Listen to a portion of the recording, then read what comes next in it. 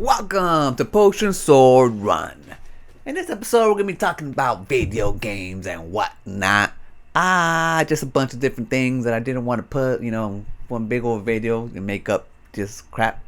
So, anyways, a bunch of little topics. Sprinkle, sprinkle, sprinkle. First one is the ROG Xbox LIX and how, $9.99, how it's pretty expensive, and I think it's still expensive. $7.99 would have been the sweet spot. But given that it's like the latest technology, next gen handheld, pretty much on specs of high end PC or a PC, and is gonna be playing the latest and greatest game to the best of their ability on a handheld, I think it's worth it, especially when you look at a recent handheld that's supposed to be next gen that just came out, to Switch 2, and how it struggles to play this generation games. It struggled with Cyberpunk at 40 frames per second at best. It runs at 30 frames per second or less. It struggled with Borderlands. They had to actually give refunds to people because they couldn't get it to run on the Switch. And the Switch 2 just came out a few months ago, and it can't play games that are being developed today. Imagine the games that are going to come out for next gen in a couple of years. The Switch is going to be yet behind even way more because it's not going to be able to develop for, not be able to keep up with those games. And people are going to, developers and so on, aren't going to keep the bottom line like they did, for the Switch. They're going to try to port some games if they can, but they're going to make the next gen games AAA for the next gen system, so one that can actually take advantage of it. And that's where the ROG LIX Legion 2 come into play. And maybe hopefully Steam coming out with something pretty soon, wishful thinking. That's just me. But so yeah, like I wouldn't waste my money on the Switch 2 because it's like it's a Switch Pro, man.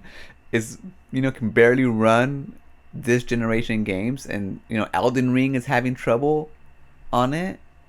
So it's like it's not gonna be able to run like games that are coming out today, like very heavy, extensive graphically, games. Especially like in 2 years, 5 years, forget it. It's obsolete already, and it came out 2 months ago. How sad is that? Certain games cannot be put on the Switch.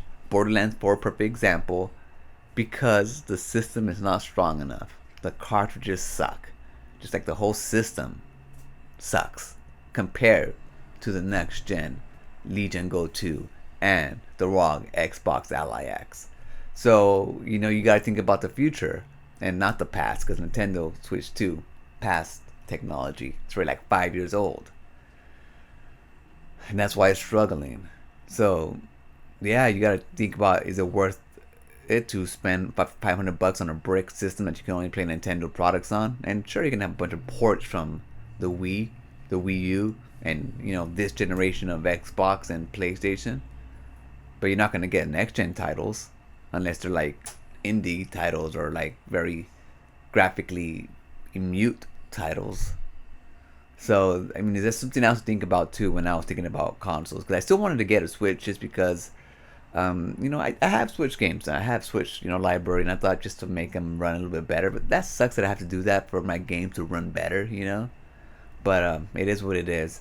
I was thinking maybe the next iteration of, I don't even know anymore because they've been sucking balls. But just something to think about, Another thing that I thought was pretty cool is they announced that they're gonna be making another Simpsons movie. Spider Pig. Anyway, they show a teaser trailer, or teaser poster, should I say, not a teaser trailer.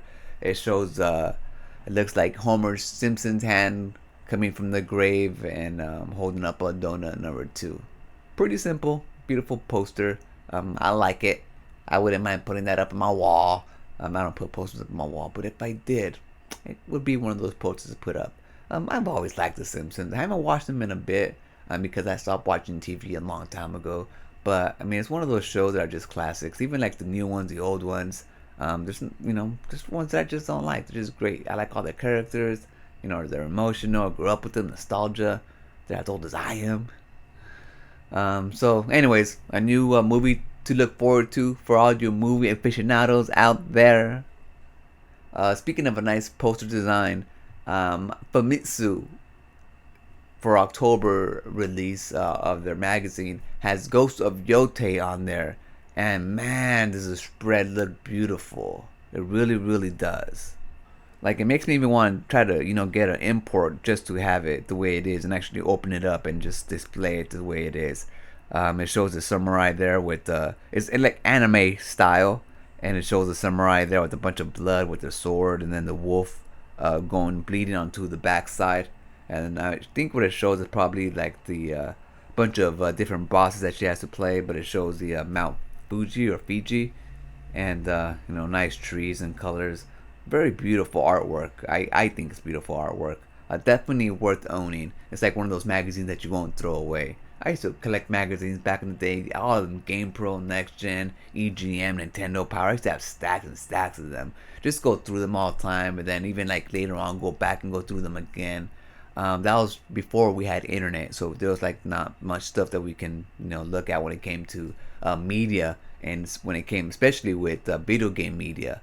Once in a while you get some Saturday cartoons. They had like G4 on there for a bit, and that was like, oh my god, when you got into like just, or I don't think it was G4, I think it might have been G4, but it wasn't. I didn't have cable, so we only had like maybe 30-minute episodes. And what sucks is that some Saturdays there are repeats and shit, and it's like, oh man. But yeah, I was starving for video game news and video game anything, images and stuff. So these magazines were damn popular, and it looks like Famitsu is still going strong, which is freaking awesome to see for people out there that like physical media, people who like video games, people who like Ghost of Yotei. I mean, look at this, it's just so beautiful, and I like it. And I'm not really a PlayStation fan, but for this I definitely do it. Now we're gonna get just a little bit serious here, but it's still a good news story. Microsoft recently changed a policy when it comes to the Israeli government. There was some reporting out there that Israel was using Azure and Microsoft technology to mass surveillance the people living in Gaza, the Palestinians, against all the population and stuff. And it was illegal to do that under the terms of service of this technology that Microsoft holds. Yeah, so pretty much Microsoft has stopped the Israeli government from using Azure to pretty much mass collect all this data from all the Palestinian citizens, and is less complicit with war crimes as they were before. Now there's still a long way to go with Microsoft when it comes to technology and war and what they do with it, but this is one good step, and is worth celebrating and worth giving them good kudos for doing the right thing, at least in this situation. The work isn't done for people out there who really care about human rights and technology and how it infiltrates our lives, and how Microsoft is responsible for a lot of it. But it's a good step in a good direction, so at least it's something worth reporting and celebrating. But I'm not going to leave you there with that type of news. I found a video of a few extras dressed in zombies for The Walking Dead, and I thought it was pretty funny, and I just wanted to share it with you guys. That's going to do it for this episode. Hope you liked it. I'll catch you on the next one. Remember, always be kind to yourself and enjoy your life, and I'll meet you right there. Peace.